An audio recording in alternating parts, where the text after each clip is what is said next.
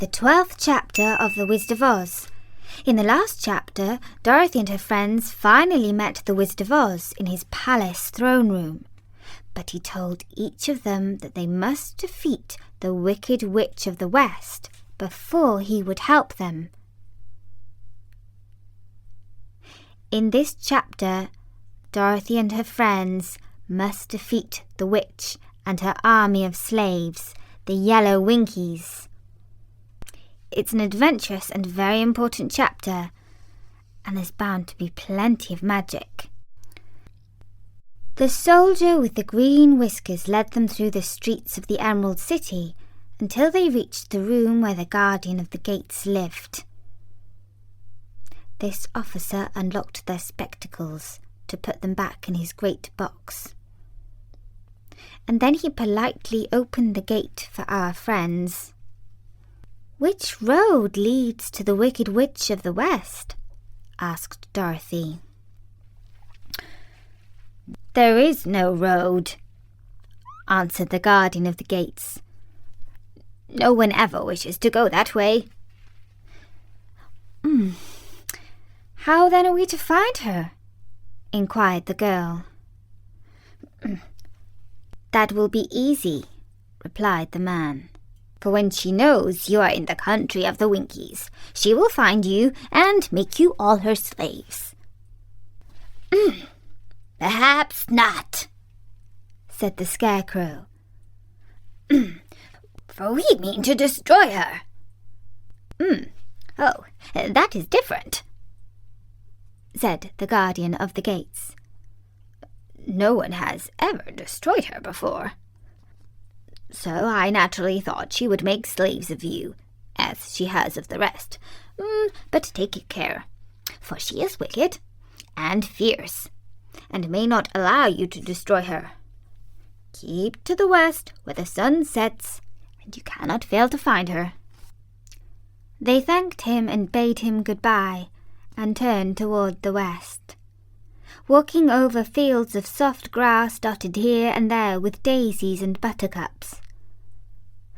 Dorothy still wore the pretty silk dress she had put on in the palace, but now to her surprise she found it was no longer green, but pure white.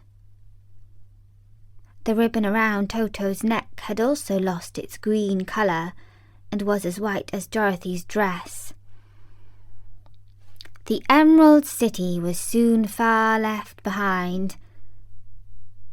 As they advanced, the ground became rougher and hillier, for there were no farms nor houses in this country of the West, and the ground was untilled.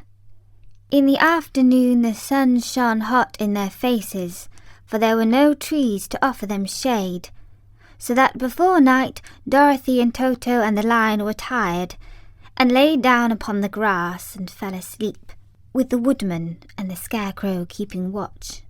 Now, the Wicked Witch of the West had but one eye, yet that was as powerful as a telescope, and could see everywhere. So as she sat at the door of her castle, she happened to look round and saw Dorothy lying asleep with her friends all close about her. They were a long distance off, so she blew upon her silver whistle that hung about her neck. At once there came running to her from all directions a great pack of wolves. They had long legs and fierce eyes and sharp teeth. "Go to these people," said the witch, "and tear them to pieces." "Are you not going to make them your slaves?" asked the leader of the wolves. "No," she answered. "One is of tin, one of straw, one is a girl, and another a lion. None of them is fit to work, so you may tear them all into small pieces." "Very well," said the wolf, and he dashed away at full speed, followed by the others.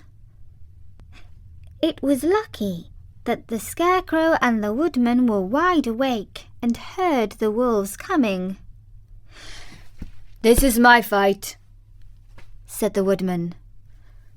"So get behind me, and I will meet them as they come." He seized his axe, which he had made very sharp, and as the leader of the wolves came on the Tin Woodman, he swung his arm and chopped the wolf's head from its body so that it immediately died. As soon as he could raise his axe, another wolf came up, and he also fell under the sharp edge of the Tin Woodman's weapon. There were 40 wolves, and 40 times a wolf was killed, so that at last they all lay dead in a heap before the Woodman. Then he put down his axe and sat beside the Scarecrow, who said, "It was a good fight, friend." They waited until Dorothy awoke the next morning. The little girl was quite frightened when she saw the great pile of shaggy wolves, but the Tin Woodman told her all. She thanked him for saving them and sat down to breakfast, after which they started again upon their journey. Now, this same morning the Wicked Witch came to the door of her castle and looked out with her one eye that could see far off. She saw all her wolves lying dead, and the strangers still travelling through her country. This made her angrier than before, and she blew her silver whistle twice.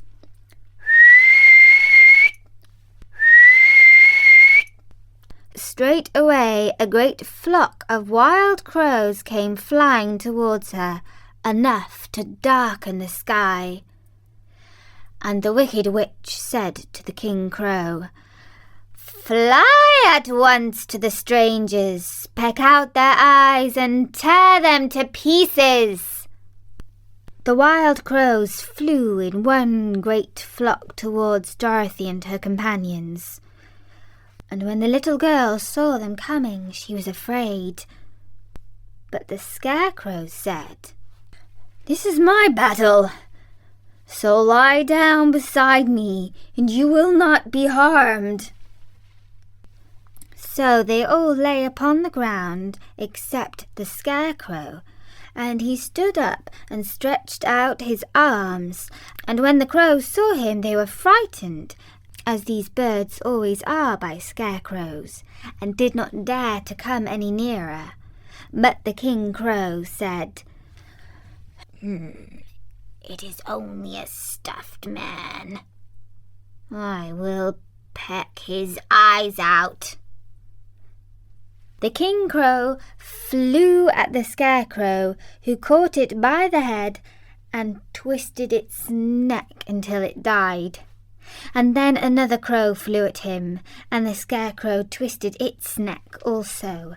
There were 40 crows, and 40 times the Scarecrow twisted a neck, until at last all were lying dead beside him.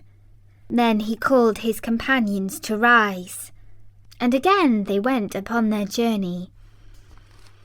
When the Wicked Witch looked out again and saw all her crows lying in a heap, she got into a terrible rage, and blew 3 times upon her silver whistle.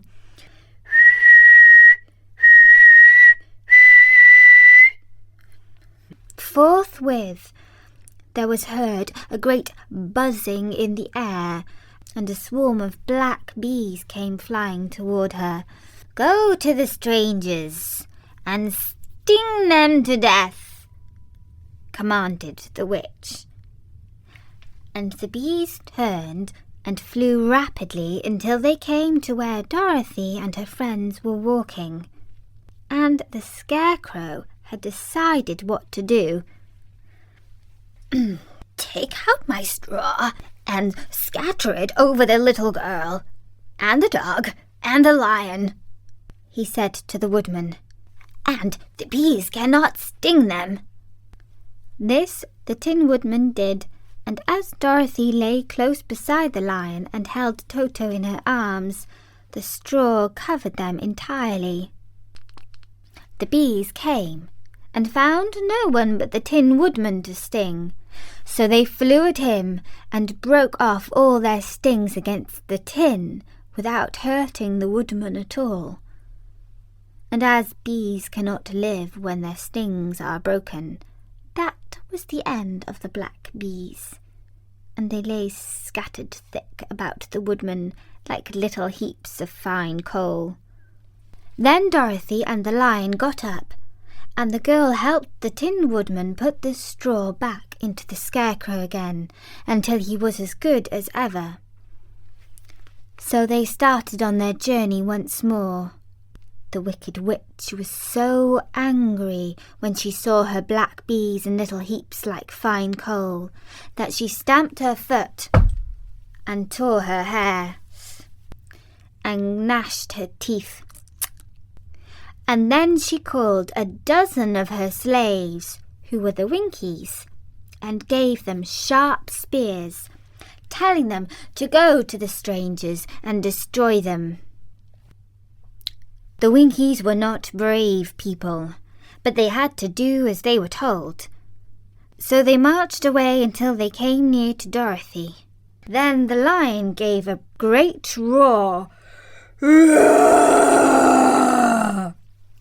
and sprang towards them, and the poor Winkies were so frightened that they ran back as fast as they could. When they returned to the castle, the Wicked Witch beat them well with a strap and sent them back to their work, after which she sat down to think what she should do next. She could not understand how all her plans to destroy these strangers had failed, but she was a powerful witch as well as a wicked one, and she soon made up her mind how to act. There was in her cupboard a golden cap with a circle of diamonds and rubies running round it. This golden cap had a charm. Whoever owned it could call 3 times upon the winged monkeys, who would obey any order they were given. But no person could command these strange creatures more than 3 times. Twice already the Wicked Witch had used the charm of the cap. Once, when she had made the Winkies her slaves and set herself to rule over their country. The winged monkeys had helped her to do this.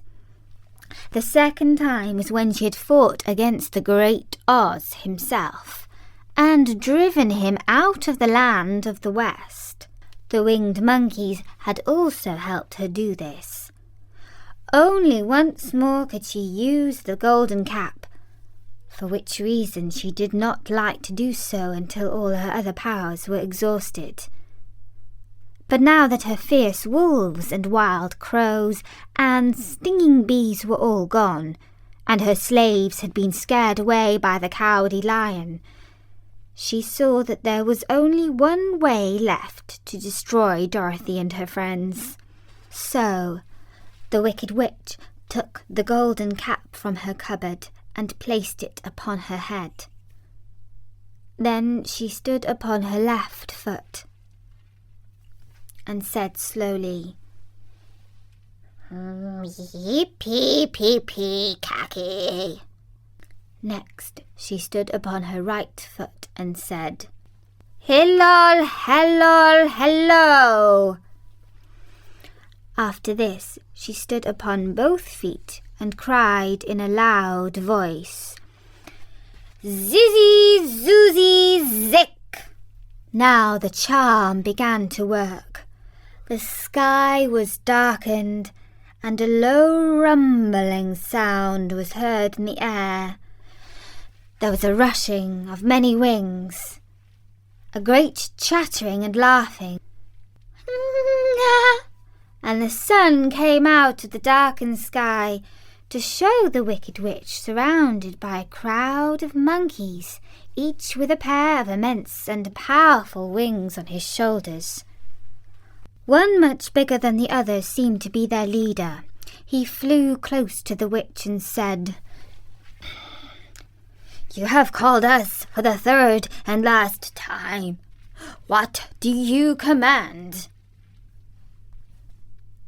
"Go to the strangers who are within my land and destroy them, all except the lion," said the Wicked Witch. "Bring that beast to me, for I have a mind to harness him like a horse and make him work." Your commands shall be obeyed," said the leader. Then, with a great deal of chattering and noise, the winged monkeys flew away to the place where Dorothy and her friends were walking. Some of the monkeys seized the Tin Woodman and carried him through the air until they were over country thickly covered with sharp rocks. Here they dropped the poor Woodman, who fell a great distance to the rocks. Here they dropped the poor Woodman, who fell a great distance to the rocks, where he lay so battered and dented that he could neither move nor groan. Others of the monkeys caught the Scarecrow, and with their long fingers pulled all of the straw out of his clothes and head. They made his hat and boots and clothes into a small bundle and threw it to the top branches of a tall tree. The remaining monkeys threw pieces of stout rope around the lion and wound many coils about his body and legs until he was unable to scratch or struggle in any way.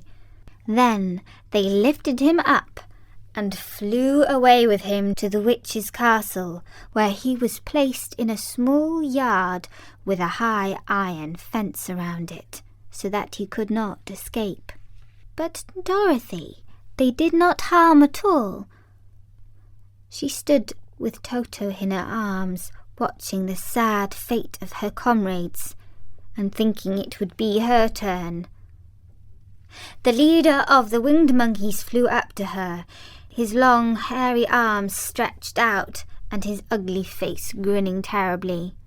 But he saw the mark of the good witch's kiss upon her forehead, and stopped short, motioning the others not to touch her. "We dare not harm this little girl," he said to them, "for she is protected by the power of good, and that is greater than the power of evil. All we can do is to carry her to the castle of the Wicked Witch and leave her there." So carefully and gently they lifted Dorothy in their arms and carried her swiftly through the air until they came to the castle, where they sat her down upon the front doorstep. Then the leader said to the witch, "We have obeyed you as far as we were able. The Tin Woodman and the Scarecrow are destroyed, and the lion is tied up in your yard. The little girl we dare not harm, nor the dog she carries in her arms. Your power over our band is now ended, and you will never see us again." Then all the winged monkeys, with much laughing and chattering and noise, flew into the air and were soon out of sight. The Wicked Witch was both surprised and worried when she saw the mark on Dorothy's forehead, for she knew that neither the winged monkeys nor she herself dare hurt the girl in any way. She looked down at Dorothy's feet, and seeing the silver shoes, began to tremble with fear, for she knew what a powerful charm belonged to them. At first, the Wicked Witch was tempted to run away from Dorothy, but she happened to look into the child's eyes and saw how simple the soul behind them was. and that the little girl did not know of the wonderful power the silver shoes gave her. So the wicked witch laughed to herself and thought, I can still make her my slave, for she does not know how to use her power. Then she said to Dorothy, harshly and severely, Come with me, and see that you mind everything that I tell you, for if you do not, I will make an end of you as I did the Tin Woodman and the Scarecrow. Dorothy followed her through many of the beautiful rooms in her castle, until they came to the kitchen where the wicked witch bade her clean the pots and kettles and sweep the floor, and keep the fire fed with wood. Dorothy went to work meekly, with her mind made up to work as hard as she could, for she was glad the wicked witch had decided not to kill her. With Dorothy hard at work, the witch thought she would go into the courtyard and harness the Cowardly Lion like a horse. It would amuse her, she was sure, to make him draw her chariot whenever she wished to go to drive. But as she opened the gate, the lion gave a loud roar and bounded at her so fiercely that the witch was afraid, and ran out and shut the gate again.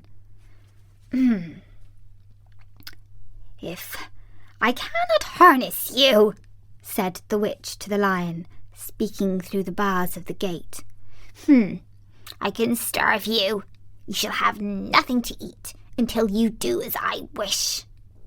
So, after that, she took no food to the imprisoned lion, but every day she came to the gate at noon and asked, Are you ready to be harnessed like a horse? And the lion would answer, No. If you come into this yard, I will bite you. The reason the lion did not have to do as the wicked witch wished was that every night, while the woman was asleep, Dorothy carried him food from the cupboard. After he had eaten, he would lie down on his bed of straw, and Dorothy would lie beside him and put her head on his soft, shaggy mane, while they talked of their terrible troubles and tried to plan some way of escape. But they could find no way out of the castle, for it was constantly guarded by the yellow Winkies, who were the slaves of the wicked witch, and too afraid of her not to do as she told them. The girl had to work hard during the day. And often the witch threatened to beat her with the same old umbrella she always carried in her hand. But in truth she did not dare to strike Dorothy, because of the mark upon her forehead. The child did not know this, and was full of fear for herself and Toto. Once the wicked witch struck Toto a blow with her umbrella, and the brave little dog flew at her and bit her leg in return. The wicked witch did not bleed where she was bitten, for she was so wicked that the blood in her hair had dried up many years before. Dorothy's life became very sad. She grew to understand that it would be harder than ever to get back to Kansas and Aunt Em again. Sometimes she would cry bitterly for hours with Toto sitting at her feet and looking into her face, whining dismally to show how sorry he was for his little mistress. Toto did not really care whether he was in Kansas or the land of Oz, so long as Dorothy was with him. But he knew the little girl was unhappy, and that made him unhappy too. Now, the wicked witch had a great longing to have her own silver shoes, which the girl always wore. Her bees and her crows and her wolves were lying in heaps and drying up, and she'd used the power of the golden cap.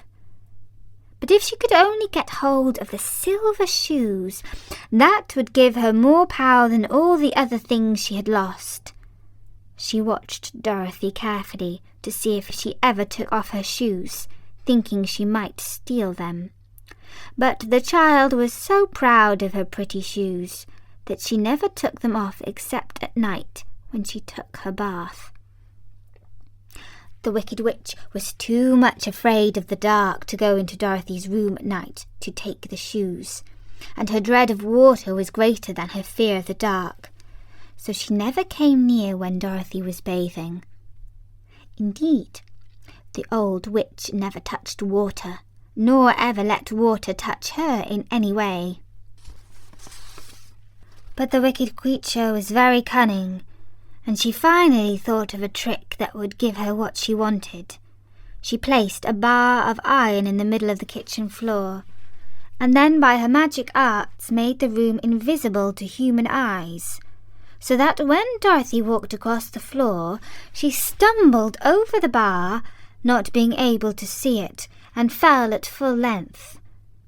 She was not much hurt, but in her fall one of the silver shoes came off, and before she could reach it, the Wicked Witch had snatched it away and put it on her own skinny foot. The wicked woman was greatly pleased with the success of her trick, for as long as she had one of the shoes, she owned half the power of their charm, and Dorothy could not use it against her, even if she had known how to do so. The little girl, seeing she had lost one of her pretty shoes, grew angry and said to the witch, "Give me back my shoe!" "I will not," retorted the witch, "for it is now my shoe, and not yours." "You're a wicked creature!" cried Dorothy. "You have no right to take my shoe from me." "I shall just keep it all the same," said the witch, laughing at her. "And someday I shall get the other one from you too." This made Dorothy so angry that she picked up the bucket of water that stood near her and dashed it over the witch, wetting her from head to foot. Instantly the wicked woman gave a loud cry of fear, and then, as Dorothy looked at her in wonder, the witch began to shrink and fall away. "See what you have done!" she screamed. "In a minute I shall melt away." "I'm very sorry," said Dorothy, who was truly frightened to see the witch actually melting away like brown sugar before her very eyes. "Didn't you know this would be the end of me?" asked the witch in a wailing, despairing voice. "Of course not. How should I?" answered Dorothy. "Well, in a few minutes I shall be all melted, and you will have the castle to yourself. I've been wicked in my day, but I've never thought a little girl like you would be able to melt me and end my wicked deeds. Look out! Here I go!" With these words the wicked witch fell down in a brown, melted, shapeless mass, and began to spread over the clean boards of the kitchen floor. Seeing that she had really melted away to nothing, Dorothy drew another bucket of water and threw it over the mess. She then swept it all out of the door. After picking out the silver shoe, which was all that was left of the old woman, she cleaned it and dried it with a cloth, and put it on her foot again.